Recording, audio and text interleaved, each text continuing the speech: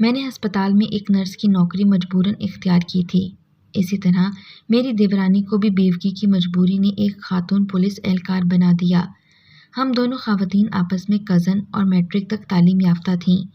شادی بھی دو ایسے اشخاص سے ہوئی جو آپس میں کزن تھے اور ایک ہی کمپنی میں ملازمت کرتے تھے، لہٰذا ہماری رہائش ایک ہی گھر میں تھی تاکہ وہ جب ڈیوٹی پر ہوں تو ہم اکیلی نہ ہوں۔ ان دنوں ہمیں کسی ملازمہ کی سخت ضرورت تھی۔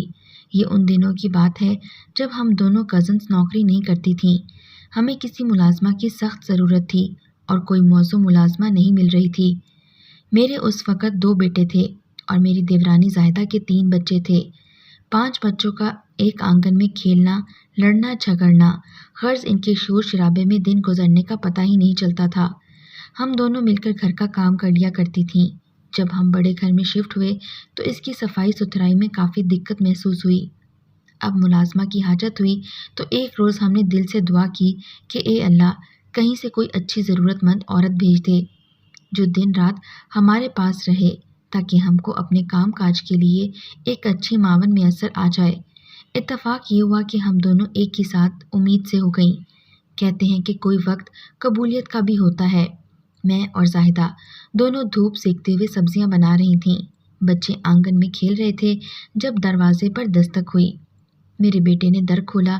ایک خوبصورت لڑکی اندر آ گئی جس کی عمر بمشکل 18 برس ہوگی۔ بلاں کی پرکشش، گورا رنگ، بڑی بڑی سیاہ آنکھیں جن کی جانب دیکھتے ہی دل کھینچنے لگتا تھا۔ وہ میلے کپڑوں میں بھی حور لگ رہی تھی، بھولی بھالی سیدھی سادی مگر ضرورت مند لگتی تھی۔ کیا بات ہے، کون ہو تم؟ میں نے پوچھا تو کہنے لگی، میرا نام شہر بانو ہے، ضرورت مند ہوں۔ کیا آپ کو ملازمہ کی ضرورت ہے؟ ہے تو تم تنخواہ کیا لوگی؟ جو آپ دے دیں گی، لیکن مجھے رہنے کا ٹھکانہ بھی چاہیے۔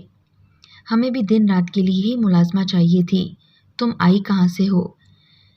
میرا کوئی ٹھکانہ نہیں ہے، پر کوئی تو ہوگا نا اس دنیا میں؟ نہیں، میرا کوئی اپنا نہیں ہے۔ اس کے طرز گفتگو پر اب میں کھٹکی۔ سوچا اس قدر سلجھی ہوئی نپی تلی گفتگو کرنے والی حسن کی ملکہ کو اپنے گھر رکھنا خطرے سے خالی نہیں۔ اگرچہ ہمارے شوہر شریف آدمی ہیں، پھر بھی احتیاط لازم ہے۔ یہ سوچ کر انکار میں جواب دینے ہی والی تھی کہ میری دیورانی زاہدہ بولی، اچھی ہے، تندرست ہے، رکھ لینے میں کوئی حرج نہیں۔ یہ ضرورت مند ہے اور ہمیں بھی ضرورت ہے۔ بہت سوچ بچار میں نہ پڑو، فی الحال رکھ لو، ٹھیک نہ لگی تو بعد میں دیکھی جائے گی۔ یوں ہم نے شہر بانو کو رکھ لیا اور مزید کرید نہ کی کہ کون ہے، کہاں سے آئی ہے۔ وہ زمانہ بھی ایسا برا نہیں تھا، بہت کم لوگ بد خصلت ہوتے تھے، عموماً ضرورت مند ہی ملازمت کے لیے آتے تھے۔ زاہدہ کچھ لاپرواہ اور تھوڑی فراق دل بھی ہوئی تھی، جبکہ میں کچھ محتاط تھی۔ ہم نے اسے رکھ لیا۔ تاہم کمرے میں جا کر میں نے زاہدہ سے کہا کہ ایک بار اور سوچ لو، لڑکی بہت ہی حسین ہے۔ خوبصورت ملازمیں خطرے کی گھنٹیاں ہوتی ہیں۔ اپنے جوان شوہروں کے ہوتے کیا اس کلوپیٹرا کو گھر میں پال لینا مناسب ہوگا؟ وہ ہنسی اور کہنے لگے، ارے وہمی، کم عمر ہے، خوبصورت ہے تو کیا ہوا؟ اس کا کوئی جرم ہے کیا؟ کیا یہ خوبصورتی اور کم سنی کوئی خطا ہے؟ اس کو کام پر نہ رکھا جائے گا کیا؟ خیر بیچاری کتنی ضرورت مند ہے۔ اگر سبھی عورتیں اس کو اس وجہ سے کام پر نہ رکھیں گی کہ خوبصورت ہے، بتاؤ یہ بیچاری کہاں سے حلال روزی کما کر کھائے گی؟ تم کو پتہ ہے کہ دنیا ایسی لڑکیوں کے لیے بھیڑیوں کا جنگل ہے۔ پھر ہم کو اپنے شوہروں پر بھروسہ ہے، اگر اپنی گرہ مضبوط ہو تو رقم کے گر جانے کا خطرہ کم ہوتا ہے۔ زاہدہ نے ایسی باتیں کیں تو میں نے بھی سوچا کہ ٹھیک کہتی ہے۔ سارا دن ہم دونوں کو بچے پریشان کرتے ہیں، گھر اوندا سیندا کرتے رہتے ہیں، پھر ہماری اپنی حالت ان دنوں ایسی ہو رہی ہے کہ ہم سے کھانا بھی ٹھیک طرح سے نہیں پکتا۔ کچھ دن دیکھ لیتے ہیں، اگر اچھی ہوگی تو نعمت ہے، ورنہ چھٹی کر دیں گے۔ گھر میں خوشحالی تھی، مگر 5 بچوں نے مل کر گھر کا بیڑا غرق کر رکھا تھا۔ شہر بانو نے آتے ہی گھر اور بچوں کو بخوبی سنبھال لیا۔ وہ خود کو ان پڑھ کہتی تھی، لیکن اس میں سوجھ بوجھ ایک تعلیم یافتہ بلکہ گریجویٹ خاتون جیسی تھی۔ شہر بانو کو ہمارے گھر کام کرتے 6 ماہ گزر گئے۔ اس نے ہمیں ایک بار بھی شکایت کا موقع نہیں دیا اور نہ اپنے کام میں کوتاہی برتی۔ ایک بار جب زائدہ بچے کی پیدائش کے موقع پر اپنی والدہ کے گھر گئی ہوئی تھی اور میں گھر میں اکیلی تھی، میں نے عجیب بات نوٹ کی۔ میں صحن میں چارپائی پر لیٹی تھی کہ میری آنکھ لگ گئی۔ ذرا دیر بعد بچوں کی کھسر پھسر پر آنکھ کھل گئی۔ کیا دیکھتی ہوں کہ وہ میرے دیور یعنی ارشد بھائی کے کمرے کے پاس بند دروازے سے کان لگائے کھڑے ہیں، جیسے اندر کی سرگوشیاں سننے کی کوشش کر رہے ہوں۔ میں اٹھ بیٹھی اور بچوں کو بلایا۔ وہ دوڑے میرے پاس آ گئے۔ میں نے کہا کہ تم وہاں کھڑے کیا کر رہے ہو؟ کہنے لگے اندر ابو جی ہیں۔ تو کیا ہوا؟ میں نے زائدہ کے بڑے بیٹے احسان سے کہا، جس کی عمر ان دنوں 11 برس تھی۔ تمہارے ابو کا کمرہ ہے، وہ اندر آرام کر رہے ہوں گے نا؟ تو اس پر وہ بولا، نہیں تائی اماں، وہ اکیلے نہیں ہیں، اندر اور بھی کوئی ہے۔ اور کون ہے؟ وہ کچھ ہچکچایا۔ تبھی شہر بانو کا مجھے خیال آ گیا۔ شہر بانو کہاں ہے؟ میں نے پوچھا۔ اس کو بلاؤ۔ میرے بیٹے شجاعت نے جواب دیا، شہر بانو آپی تو اندر ہیں۔ اس نے اپنے چاچا کے کمرے کی جانب اشارہ کیا۔ اس انکشاف پر میں اٹھ بیٹھی۔ اچھا، وہ صفائی کرنے گئی ہوگی، تم لوگ جاؤ اور جا کر کھیلو۔ بچے اپنے کمرے میں چلے گئے، لیکن مجھے تو جیسے سانپ ہی سونگھ گیا۔ میں کیسے دیور کے بارے میں ایسی ویسی بات زاہدہ سے کہہ سکتی تھی؟ رشتہ بھی ایسا تھا، اگر اپنی کزن کو خبردار نہ کرتی تو اس کے ساتھ دشمنی ہوتی۔ چپ رہتی تو میرا کلیجہ چلتا رہتا۔ کمرے کے اندر کا حال تو اللہ کو معلوم، بہتان لگانے سے بھی جی کانپ جاتا تھا۔ اللہ جانے خیر کی بات ہو، اسے شر بنا کر پیش کرنا بھی قیامت کو آواز دینے کے مترادف تھا۔ میرا جی گونگوں میں تھا، یہ سوچ کر کہ دیور نے اندر خود کمرہ بند کیا ہے یا شہر بانو کی رضا شامل ہے۔ کچھ غلط سوچتے ہوئے بھی دل کانپ جاتا تھا۔ رات بھر سوچا، اندر اندیشوں کے سام بجتے رہے۔ صبح ایک فیصلے پر پہنچ گئی۔ اس بات کا کسی سے ذکر نہیں کروں گی، اپنے شوہر اور نہ ہی زائدہ سے۔ بس خیر اسی میں ہی زاہدہ کے آنے سے پہلے اس خاتون کو چلتا کر دوں گی، جس کے بارے میں کچھ نہیں معلوم کہ کہاں سے آئی ہے اور پہلے کہاں ٹھکانا تھا۔ اگلے روز میں نے شہر بانو کو بلا کر کہا کہ تم چھٹی کرو، کسی اور گھر جا کر نوکری تلاش کر لو، کیونکہ اب ہمیں تمہاری ضرورت نہیں ہے۔ میرے دیور نے یہ بات سن لی۔ وہ سامنے آ گئے اور کہنے لگے کہ شہر بانو میری بیوی کی ملازمہ ہے، آپ اس کو نہیں نکال سکتی۔ زاہدہ آ جائے گھر، وہ چاہے گی تو نکال دے گی۔ مجھ سے پہلی بار دیور نے اس طرح دو بدو بات کی تھی، ورنہ وہ میرا بہت لحاظ کرتے تھے۔ ایک ادنی سی نوکرانی کی خاطر جب انہوں نے سخت لہجے میں مجھے تنبیہ کر دی تو میں ساکت رہ گئی۔ عزت اسی میں جانی کہ ان کے منہ نہ لگوں، بلکہ زائدہ کے آنے تک برداشت کر لوں اور خاموش ہو جاؤں۔ ایسا نہ ہو کہ دیور بھائی اپنی بات پر ڈٹ جائیں اور ملازمہ کے سامنے میری سبکی ہو جائے، جیسا ان کے دیور بتا رہے تھے۔ شوہر سے شکایت کرتی تو اول تو وہ میری بات نہ مانتے، مان بھی لیتے تو اپنے کزن کے خلاف نہ جاتے۔ خیر 1.25 ماہ بعد اللہ اللہ کر کے زاہدہ گھر آ گئی۔ میں تو سخت کشمکش میں تھی، دیور کا بھی ڈر، اور زاہدہ سے کہوں تو کیسے؟ مجھے بجھا بجھا دیکھ کر بالآخر زاہدہ خود ہی میرے پاس آئی اور بولی، کئی دنوں سے ایک غم مجھے کھائے جا رہا تھا، آخر کار لگتا ہے کہ تم کو خود ہی خبر ہو گئی ہے۔ میں نے کہا، ہاں زاہدہ، یہ شہر بانو اب گھر میں رہنے کے قابل نہیں ہے۔ کہنے لگی، دکھ کی بات تو یہ ہے کہ تمہارے شوہر میرے جیٹھ ہیں، کس منہ سے کہوں کہ ان کے کرتوت اچھے نہیں ہیں۔ لحاظ سے چپ تھی، مگر اب چپ نہیں رہ سکتی۔ کب تک تم کو اندھیرے میں رکھوں؟ میں اپنی کزن بہن کو دھوکہ نہیں دے سکتی، میرا ضمیر گوارا نہیں کرتا۔ اب یہ بوجھ میں سہ نہیں سکتی، ورنہ جب تم میکے جاتی تھی جو میں دیکھتی تھی تو میں برداشت نہیں کر سکتی تھی۔ میں تو زاہدہ کی یہ باتیں سن کر حیران پریشان اور ساکت رہ گئی۔ میں تو اس کو اس کے شوہر کا قصہ بتانے چلی تھی اور یہاں بیان اپنا نکل آیا۔ ہم دونوں نے تہیہ کر لیا کہ اب اس عورت کو مزید 1 منٹ کے لیے اپنے گھر میں نہیں رکھنا، لیکن اس کو نکالنے پر ہمارے شوہر آڑے آ گئے، ہم سے لڑنے جھگڑنے لگے۔ ہم دونوں کو اس قدر غصہ آیا کہ دونوں ہی روٹھ کر میکے چلی گئیں۔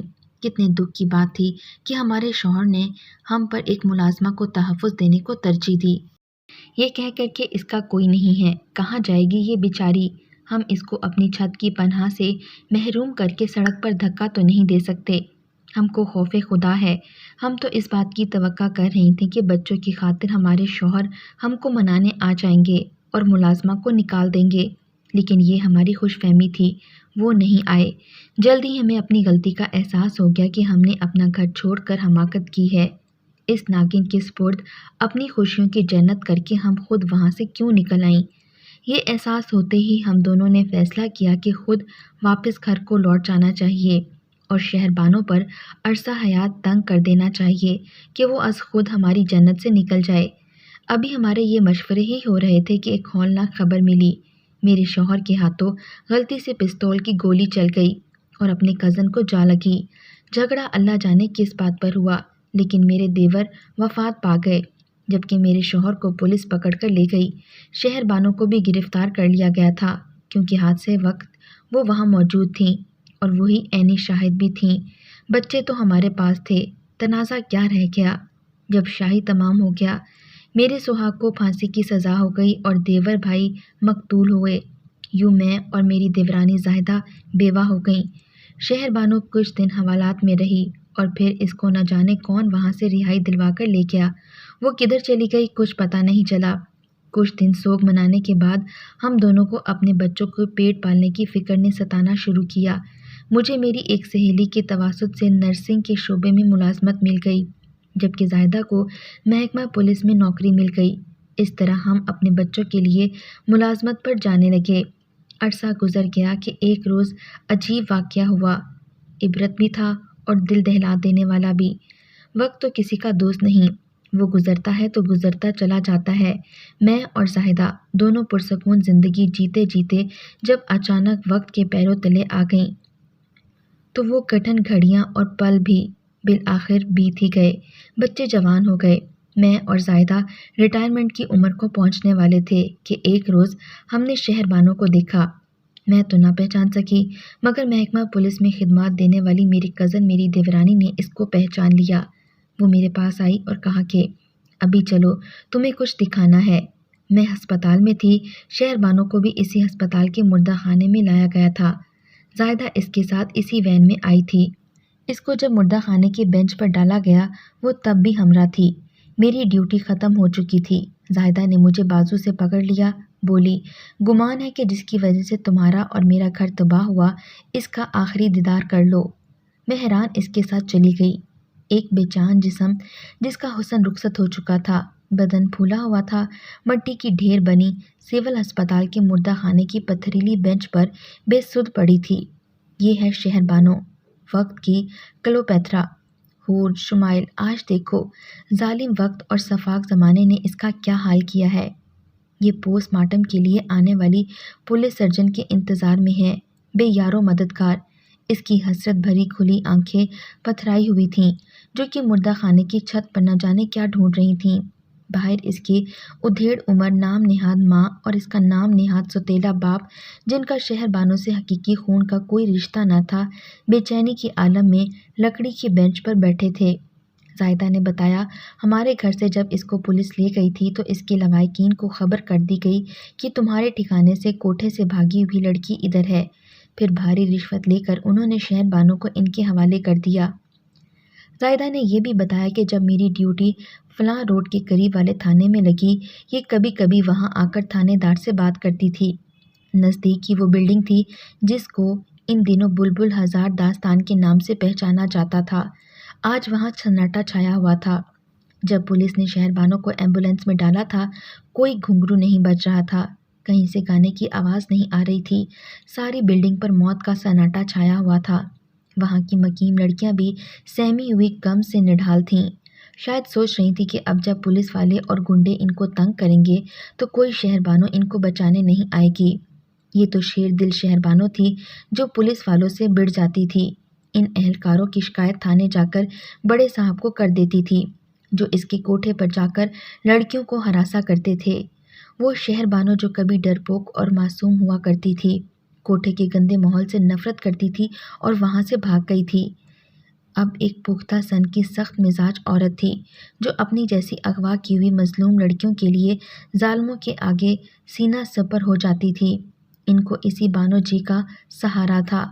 وہ اپنا دکھ اس کی جھولی میں ڈال دیتی اور یہ سمیٹ لیتی۔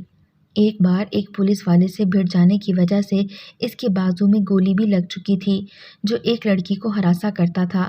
تھانے میں یہ گنڈی مشہور تھی اور بلڈنگ میں لڑکیاں اس کو شیرنی باجی اور سہارا باجی کہا کرتی تھیں۔ پر اس نے خودکشی کیوں کی ہے زائدہ؟ میں نے اپنی دیورانی سے پوچھا۔ جن لوگوں نے اس کو بچپن میں اغوا کیا اور اپنے اڈے لائے، انہی میں اس کے نام نہاد ماں بھی تھی، جس سے گزشتہ رات اس کا جھگڑا ہو گیا تھا۔ تبھی اس نے نشہ آور گولیوں کی پوری شیشی حلق میں انڈیل لی اور پھر اس کی حالت بگڑ گئی۔